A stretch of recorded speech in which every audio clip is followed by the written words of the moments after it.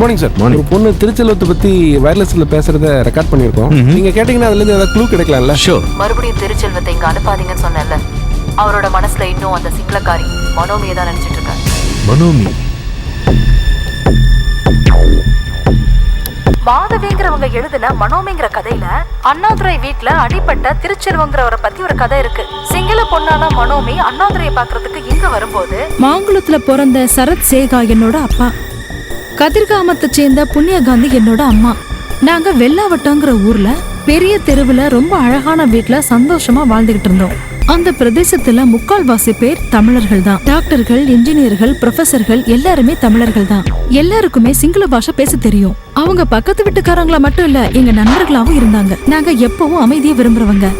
எங்க வீட்டுக்கு பக்கத்துல தான் அண்ணாதுரை மாமா குடியிருந்தாங்க. அண்ணாதுரை மாமா, அப்புறமா சிவகாமி அத்தை, அவங்க புள்ள பிரகாசம், ரூபவதி, சுந்தரம், அவங்க 3 பேரையும் எங்க குடும்பத்துல ஒருத்தரா தான் நாங்க நினைச்சிட்டு இருந்தோம்.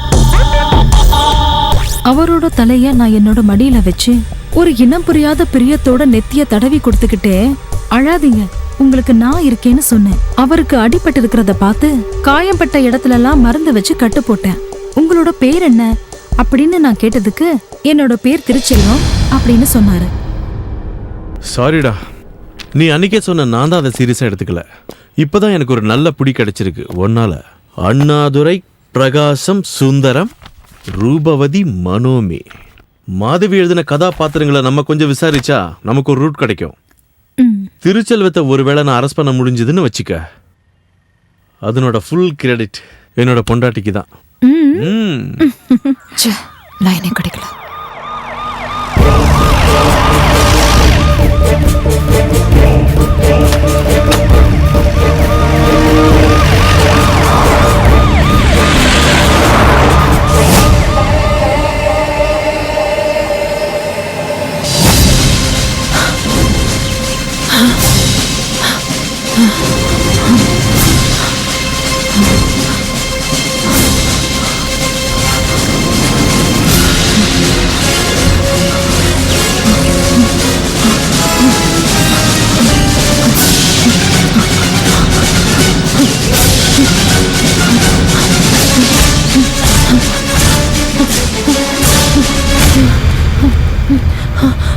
உங்களை எங்கெல்லாம் தேடுறது? யார கேட்டு இங்க வந்து படுத்திருக்கீங்க? எங்க பார்த்தாலும் போலீஸ், பேப்பர்ல எல்லாம் உங்களை பத்தி நியூஸ் போட்டிருக்காங்க. யாராச்சும் பார்த்தா அதோட முடிஞ்சது. அந்த வீட்ல என்னால தனியா இருக்க முடியல. எப்ப பார்த்தாலும் அந்த சிங்களக்காரியை நினைச்சிட்டு இருந்தா அப்படித்தான். மனோமி மனசை நான் சங்கடப்படுத்திட்டேன். அந்த நினைப்பு என் நெஞ்ச விட்டு போக மாட்டேங்குது. இப்படியே போச்சுன்னா உங்களை போலீஸ்காரங்க ஈவிரக்கலாம சுட்டு கொன்னுடுவாங்க. கொல்லட்டும். உங்களோட கவிதைகளை படிச்சு எவ்வளவு பேர் போராட்டத்துல கலந்துகிட்டு இருக்காங்க. நானும் அப்படிதான் சேர்ந்தேன். உங்க கவிதைகள் மேல ஒரு விதமான ஈர்ப்பு. கவிஞனை கூட காதலிக்கலாம், ஏன் நான் உங்களை காதலிச்சிருக்க கூடாதா? சொந்த விருப்பு வெறுப்புகள் கூடாதுன்னு சொல்லி கொடுத்த நீங்களே இப்படி செய்யறதை என்னால ஜீரணிக்க முடியல. காதல். போலீஸ், ஏன் நீங்க போலாம்? போலீஸ் கண்ணில் படாம உங்களை பாதுகாக்க வேண்டியது என்னோட கடமை. வாங்க.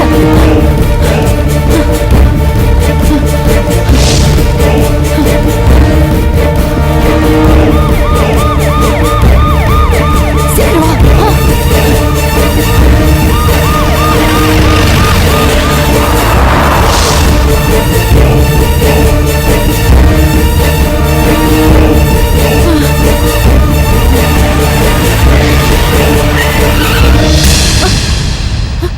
இப்ப என்ன பண்றது?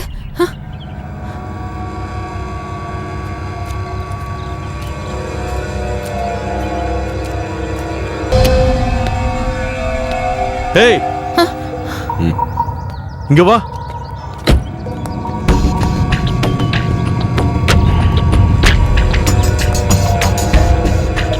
எங்க கிளம்பிட்டீங்க? என்ன சார், ஏதாவது ஆக்சிடென்ட் ஆயிடுச்சா? உன் பேர் என்ன? பழனி. என்னோட வீட்டுக்காரர். இங்க என்ன பண்றீங்க? சார், நான் பிரெக்னன்ட் சார்.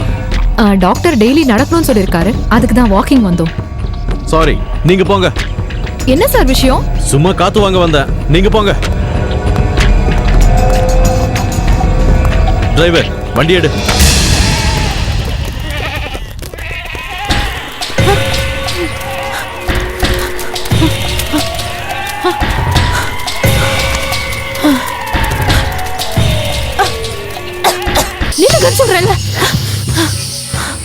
முத்துலட்சுமி வழி விடு. முடியாது, வழிவிடுன்னு சொல்றேன்ல. முடியாது. என்னோட பாதையை தடுக்கவோ மாத்தி அமைக்கவோ யாருக்குமே உரிமை கிடையாது. முத்துலட்சுமி, என்னோட பிரச்சனை உனக்கு புரியலையா? நம்ம லட்சியத்துக்காக எந்த நிமிஷம் வேணாலும் குண்டடிப்பட்டு நீயும் நானும் சாகலாம். அதுக்கு முன்னாடி அவளை ஒரே ஒரு தடவை நான் பார்க்கணும். அவளை விட்டுட்டு வந்தப்போ நான் சொல்ல மறந்தவன் சாகறதுக்கு முன்னாடியாவது நான் சொல்லணும். நானும் அவளை விரும்பினங்கிறது அவளுக்கு தெரியும்.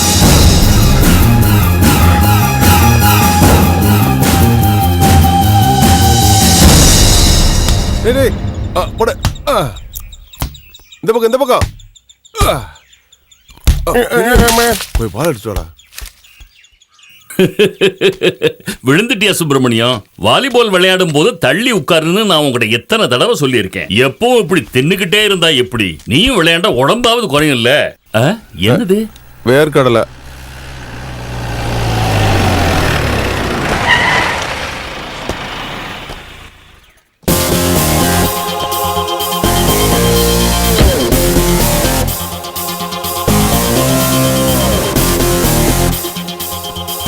அண்ணாதுரை, ஆமா, உங்ககிட்ட கொஞ்சம் பேசணுமே.